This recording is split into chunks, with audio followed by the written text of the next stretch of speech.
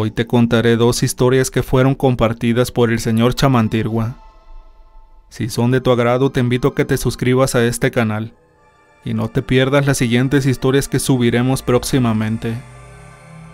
Elena y el Nahual. En el mes de mayo del año 2021, el maestro realizó una visita a la Huasteca Potosina para visitar allí a unos pacientes que solicitaron su presencia, pues querían platicar con él acerca de un extraño animal que tenía muy espantados a todos los habitantes de aquel pequeño pueblo. Cuando llegó el maestro, le invitaron a pasar, y mientras lo ponían al tanto de lo que pasaba ahí, una vecina de aquellas personas dijo: «Dios mío, ya son las 6 de la tarde. Tengo que encerrar a mis animales, proteger a mis hijas y resguardarnos muy bien. El perro negro no tarda en salir cuando se hace de noche». Julia, quien había pedido al maestro que los visitara, le empezó a contar que ya tenían 7 meses con un gran problema, pues a Elena, su hija mayor de 22 años de edad, un extraño ser la molestaba por las noches. No había descanso para esa muchacha, pues en punto de las 3:33 de la mañana, un perro negro de regular tamaño rasguñaba la ventana de su cuarto. Esta daba al patio, y por eso era que no entendían cómo ese animal podía meterse a la casa. Las bardas eran muy altas. El portón de la entrada estaba reforzado y bien hecho. La casa era una verdadera fortaleza y no había por dónde aquel molesto perro pudiera entrar. Sin embargo, a diario y a la misma hora él estaba ahí. Elena al principio todo eso lo tomaba con simpatía, pues aquel perro se mostraba amigable con ella. Le movía la cola y lamía el vidrio de su ventana queriendo tener contacto con ella, y de ahí no pasaba más. Hasta que una madrugada, Elena fue a un baile con unas amigas, se divirtió de lo lindo, comió, bebió, bailó y dio rienda suelta a su esparcimiento.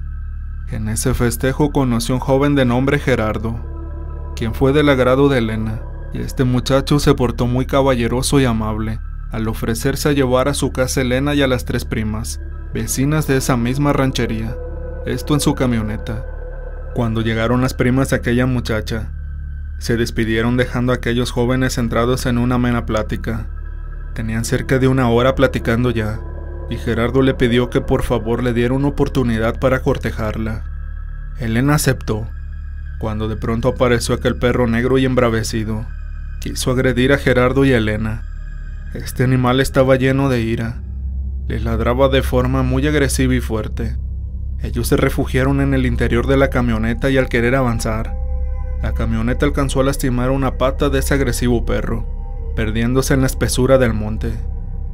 Elena entró a su casa muy asustada y, por increíble que parezca, nadie se despertó con tal escándalo. Muy contrariada, se sumió en sus pensamientos y de pronto rasguñaron nuevamente su ventana, como todas las madrugadas ocurría, y al ver que era aquel horrible perro. Estaba ahí, y se notaba muy diferente a como ella se había acostumbrado a verlo. El perro se veía muy mal, sangrante, el pelo empapado de sudor, tenía espumarajos que le escurrían del hocico, y le gruñía horriblemente. De improviso, escuchó una voz que le decía: «Tú eres mía, Elena, tan solo mía, no puedes estar con otro, pues tú tienes que ser solo para mí. No me importa quién me tenga que enfrentar, pero nadie te quitará de mi lado, Elena». Ella estaba muy asustada. No sabía de quién era esa voz ni de dónde provenía. El perro lanzó un arañazo al aire. Elena sintió un fuerte dolor en el vientre y se desmayó. A la mañana siguiente despertó entre el murmullo de rezos de su abuelita, las vecinas y su madre. Le untaban unas hierbas machacadas en un moretón grandísimo que abarcaba todo su vientre. Su madre le decía que no se moviera, que la estaban curando de un fuerte golpe. Elena no podía ni hablar del dolor tan grande que sentía. Los rezos de su abuelita y de las demás vecinas parecían dar resultado y pudo descansar. Por la tarde su madre la despertó para darle algo de comer. En eso llegó de visita Ramiro, su primo hermano, hijo de su tía Petra, hermana de su padre. A Elena siempre le incomodaba mucho que su primo fuera a visitarles, pues la miraba de una forma que a ella no le gustaba para nada. ya que al hacerlo se relamía los labios muy seguido en varias ocasiones. Ella se lo contó a su madre, pero ella solo le decía que eran puras figuraciones de ella, que no era lo que ella pensaba, pues su primo era un tipo muy bromista y tal vez solo estaba jugando. Lo que llamó mucho la atención de Elena era que Ramiro cojeaba mucho de su pierna derecha. Estaba todo golpeado. Doña Amparo, abuelita de Elena, le preguntó: «¿Qué te pasó, hijo? ¿Alguien te pegó?». Y Ramiro contestó: «No, abuelita, es que cuando llevé a pastar las vacas, una de las más grandes se asustó con algo y corrió. Cuando quise detenerla me dio una arrastrada y me lastimé la pierna», mientras miraba con unos ojos de coraje a Elena. Esa mirada incomodó mucho a Elena y decidió retirarse a su cuarto mejor. Al pasar junto a Ramiro, este le dijo entre dientes para que la abuela no lo escuchara: «En la noche te veo donde mismo, Elena». Se espantó mucho al reconocer la voz que la otra madrugada la había amenazado. La mano de Ramiro le rozó un poco y ella vio que tenía garras en lugar de unas uñas normales. Tanta fue la impresión de ver aquello que un repentino vómito la sacudió de forma violenta, preocupando mucho a su abuela y a su mamá, quienes la querían llevar con un doctor hasta la capital del estado a ver su terrible estado. Ramiro se estaba burlando y la abuela lo notó. Le preguntó que de qué se burlaba. Él solo negó con la cabeza. Se levantó de donde se encontraba sentado y se fue. Para aquella buena señora nada pasó desapercibido, y fue hasta el cuarto de Elena y junto con su madre comenzaron a platicar con la joven de lo acontecido. Ella con todo detalle les contó lo que había pasado la noche del baile, y cómo aquel perro se abalanzó en contra de su amigo y de ella intentando agredirlos. Su madre y su abuela estaban sorprendidas al escuchar eso. Al pasar los días, su madre y su abuela la llevaron a revisar con una doctora de la capital, y ésta no encontró nada normal en ella. Al contrario, gozaba de una buena salud. Solo le recetó calmantes para dormir tranquila. Al regresar al rancho, un grupo de señoras, generando los chismes que nunca faltaban en aquella comunidad, como en todas partes sucede, decían que a Gerardo, el muchacho dueño de la tienda de abarrotes del otro poblado, se le aparecía aquel perro negro, y que lo había mordido y herido gravemente en una mano, y que por eso Gerardo decidió mudarse de ahí, dejando todo abandonado. Elena, al enterarse de tal cosa, cayó en una depresión total, pues se había enamorado de ese caballeroso y amable joven, y de verdad quería tratarlo y llegar a algo formal y serio con él. Comenzó a tomar los calmantes que le recetaron. Dormía profundamente todo el día, y por las noches despertaba sintiendo mucho frío y temor, pues las visitas de aquel mentado y horrible animal continuaban aún, y Elena cada día empeoraba más y más. Sus familiares desesperados buscaron la ayuda de personas que sabían del manejo de energías, y todas coincidían que una nahual la tenía trabajada fuertemente. La tenía atada a él, desde esa ocasión en que le tocó su vientre, y necesitaban que alguien se enfrentara a ese terrible ser. Al solicitar que esas personas lo enfrentaran, se negaban rotundamente, a pesar de que se les pagarían muy bien sus atenciones. Fue entonces que doña Julia recordó al maestro y cómo él había ayudado a algunos familiares. Después de platicar con el maestro y de ponerlo al tanto, el maestro les dijo que tendría que esperar a que fuera de madrugada y que llegara el perro a molestar. Y en punto de las 3:33 de la madrugada llegó aquel animal a molestar a Elena. Para esto el maestro había preparado 2 machetes, que previamente había pedido a doña Julia. Los untó de bálsamo bendito y los bendijo. De inmediato el maestro con los machetes formó una enorme cruz en el suelo, mientras éste decía: «En nombre de 3 veces 3, con 1 te miro, con 2 te amarro y con 3 te venzo». Mientras enterraba los objetos filosos en el suelo, el perro comenzó a aullar, pues no podía moverse ahora debido al conjuro del maestro. Y al escuchar el diapasón tibetano del chamán, era increíble cómo aquel animal se tapaba los oídos con las patas. El maestro le decía: «Dímelo, te atormentaré mucho más en el nombre que está por encima de todos los nombres». Aquel espantoso animal decía groserías al maestro y gritaba incoherencias. Una cosa que distinguía al maestro en aquel momento es que él no le teme a nada, solo al poder de Dios Padre. En eso el perro dijo: Sé quién eres y a lo que has venido. Sí, soy Ramiro. Quiero a Elena para mí. La amo y la haré mi mujer cueste lo que me cueste. Lleno de furia, el maestro le dijo que era una aberración lo que pretendía y que era algo ilícito, que Dios no permitiría tal cosa. Fue entonces que comenzó a regar agua bendita. La bestia se retorcía llena de dolor y gritaba: «Ya suéltame, déjame ir, no volveré a molestar a nadie, déjame ya, eso me duele mucho». Comenzó a azotar a la fiera con un lazo bendecido hasta darle una tunda muy fuerte. Después de un rato, la gente y la familia de Elena vieron salir de la casa a Ramiro muy golpeado y cubriendo su cuerpo sin ropa alguna, con una cobija que tomó del tendedero del patio. El maestro comenzó a realizar una limpia en la casa y en Elena, recuperándose poco después satisfactoriamente, quedando todo en paz. De Ramiro solo se sabe que se fue con rumbo desconocido para nunca volver jamás.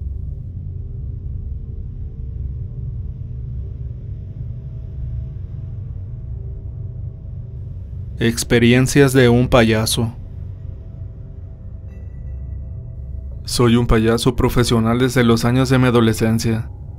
Este oficio lo aprendí de mi padre y de mi tía, quienes se dedicaron a lo mismo hasta sus últimos días de vida. Maestro, me atrevo a molestarlo, pues una amiga me lo recomendó mucho. Todo comenzó hace varios meses con la nueva enfermedad que se está viviendo. Nuestro gremio se afectó muchísimo, al grado que varios compañeros y compañeras tuvieron que buscar diversos trabajos y dejar a un lado, quizás para siempre, esta noble labor de hacer sonreír a chicos y grandes. A pesar de que hay gente que le teme a los payasos, también hay personas que nos solicitan mucho para hacerlos reír. Con mis ocurrencias y chistes blancos dirigidos a un público infantil e inocente, es el alimento para mi alma y mi motor de vida. Aunque hay veces que detrás de la careta de maquillaje, que esconde el verdadero rostro de un payaso, puedes estar lleno de lágrimas, mortificaciones y profunda tristeza. En una de esas veces en que estaba muy alegre, porque me solicitaron amenizar una fiesta infantil, y que aparte de divertir a los que estaban ahí presentes, hacer lo que tanto me gustaba, iba a tener una buena entrada económica a mi tan golpeado bolsillo. Cuando iba a media fiesta, justo cuando estaba organizando una competencia entre los chiquitines presentes en aquel festejo, recibí la terrible noticia que mi madre había fallecido, y esto a causa de las complicaciones de la nueva enfermedad. Las lágrimas se confundían con mi maquillaje, que tenía que retocar para que no se me notara. La señora y el señor quienes me habían contratado para aquella fiesta, cuando me vieron así preguntaron que qué me ocurría, y al enterarlos de la noticia me permitieron retirarme, al verme hecho un mar de llanto y no poder continuar con mi show. Despedí a mi madre hermosa, llevándose con ella la mitad de mi vida y de mi corazón, pero como se dice en muchas ocasiones, la función debe continuar. Y a pesar de mi gran depresión y profunda tristeza, seguí ocultando mi sufrimiento detrás del maquillaje, dibujando una enorme sonrisa y alegría en mis ojos, aunque por dentro me estaba acabando la pena. Cuando se cumplieron 4 meses de que mi madre había fallecido, otra nueva pena llegaba a mi persona, pues a pesar de estar separado de mi esposa desde hacía hace 3 años ya, aún la amaba con todas mis fuerzas, y mis hijos que se habían ido con ella a vivir a otro estado, me comunicaban esa lluviosa mañana que mi todavía esposa había sufrido un derrame cerebral y había fallecido. El mundo se me vino encima, al saber que mi amada compañera por 30 años había dejado de existir ya, y que mis hijos, por el rencor que sentían hacia mí, por el desprecio y vergüenza que sentían hacia su padre por ser un humilde payaso, no querían volver a saber nada de mí. Me tiré al vicio del alcohol llorando amargamente mis desventuras y queriendo que mi Dios Padre de una buena vez me mandara llamar, para no padecer más soledad y tristeza. Una mañana, en que ya no tenía esperanzas de nada, recibí la llamada de un señor quien solicitaba el precio de mis servicios para una fiesta infantil. Me decía que no importaba cuánto le cobrara, me advertía que iba a ser una fiesta muy diferente a todas. Le dije que no había problema, que igualmente haría mi trabajo. Me dio la dirección de un salón de fiestas y al llegar ahí, no creía lo que miraba. En lugar de encontrar pequeñas y pequeños jugando, haciendo travesuras, encontré llantos y rezos. semblantes llenos de pesadumbre y tristeza, y en medio de aquel salón de eventos, un pequeño ataúd de color blanco, lleno de globos de colores y muchos arreglos florales. Apenado ofrecí disculpas, creyendo que me había equivocado de lugar, y al querer retirarme, un señor me detuvo del brazo diciéndome: «No te vayas, por favor. Yo fui quien te contrató esta mañana. ¿Recuerdas que te comenté que sería una fiesta de niños muy distinta?». Así fue como me dijo que su pequeño hijo Javiercito, de apenas 8 años de edad, había partido al más allá por un terrible y agresivo cáncer, y como última voluntad, quería su fiesta de cumpleaños con todos sus amiguitos, con sus primos, vecinos, tíos y un payaso que lo hiciera reír mucho. Yo, al borde del llanto, no pude negarme a participar en aquella rara fiesta. Lleno de una gran tristeza, alegré la reunión con bromas, juegos, chistes y canciones, aunque no podía dejar de pensar en aquella criatura que quería su fiesta, y me esmeré porque todo saliera de maravilla. No pude evitar llorar lleno de amargura cuando el papá y la mamá de aquel angelito se acercaron al ataúd y con la voz quebrada le decían: «Hijo mío, aquí está tu fiesta. Trata de divertirte y de jugar con tus primos y amigos. Te amamos muchísimo, hijo». Con mucho temor vi cómo los carritos y demás juguetes que le habían llevado al festejado se movían por sí solos, y al parecer yo era el único que los veía. Era como si el espíritu de aquella personita inocente jugara con todos los objetos, y sus amigos y familiares parecían no darse cuenta. Terminó la fiesta entre aplausos y porras para Javiercito, quien se había portado muy valiente. Se enfrentó con ánimo y nunca se quejó de los muchos dolores que aquella enfermedad le causaban. Yo no quería cobrar un solo 5 por haber acudido a aquella extraña pero sentimental fiesta para aquel pequeño angelito, pero los padres del niño, después de mucho insistirme, lograron que aceptara aquel pago. Javiercito iba a ser sepultado al día siguiente, y yo quise asistir a su sepelio, a pesar de la profunda tristeza y el luto que aún les guardaba a mi madre y a mi esposa, y que al asistir al panteón los tristísimos recuerdos se agolparían en mi memoria. Llegamos al camposanto, y al estar en la Santa Misa de cuerpo presente, sufrí una crisis nerviosa, después de escuchar en mi oído izquierdo una vocecita que me decía: «Tú eres el payaso de mi fiesta, ¿verdad? Regálame un dulce». Y cuando volteé, vi la cara de Javiercito junto a mi oído. Pude ver muy bien cómo el niño flotaba en el aire. No pude más con eso, grité y me desplomé, reaccionando minutos después con varios de los presentes brindándome de su ayuda. Lleno de vergüenza, sintiéndome ajeno a aquella situación, me despedí y decidí retirarme para descansar un poco, pues ya era demasiada carga emocional para mí, y no soportaba más.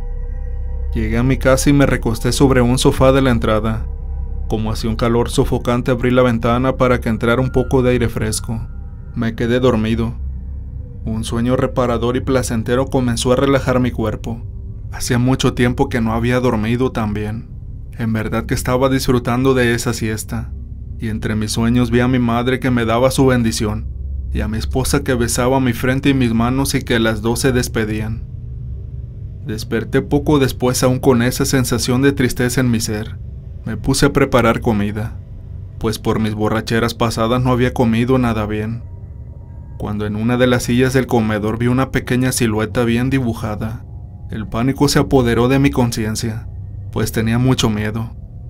Comencé a rezar a la Virgen y a mi ángel de la guarda, mientras mis manos y mis pies los sentía muy helados, a pesar del calor que hacía, y otra vez la voz de Javiercito se volvió a escuchar diciéndome: «¿Me das un globo y un dulce, payaso?». Yo, impactado, solo atinaba a rezar y a pedirle que por favor se fuera donde pertenecía. Aquella voz de niño volvió a decir: «Les diré a mis papás que me hagan otra fiesta para volverte a invitar». Lleno de pánico salí corriendo de la casa y me fui a un parque para tratar de calmarme. Ahí fue cuando llegó mi amiga, y al verme tan mal y después de platicar con ella, fue que me recomendó con usted. El maestro, completamente conmovido por lo que le pasaba a Rafael, visitó la casa y colocó un altar, con 7 flores rojas y un vaso de agua, un pan de maíz, dulces, juguetes, 3 veladoras blancas en representación de 3 veces 3, Padre, Hijo y Espíritu Santo, y le explicó también a Rafael que aquel pequeño aún no sabía que ya no era de este mundo. El pan y el agua eran para que él comiera. Los dulces y juguetes representaban su niñez e inocencia. Las flores y sus pétalos, el camino de las 9 estaciones al Mictlán, y las veladoras representan la luz que lo guiará. Una vez concluido el ritual, el maestro le dijo a Rafael que nunca perdiera la esperanza y la fe, dándole un abrazo y brindándole consuelo a su pena.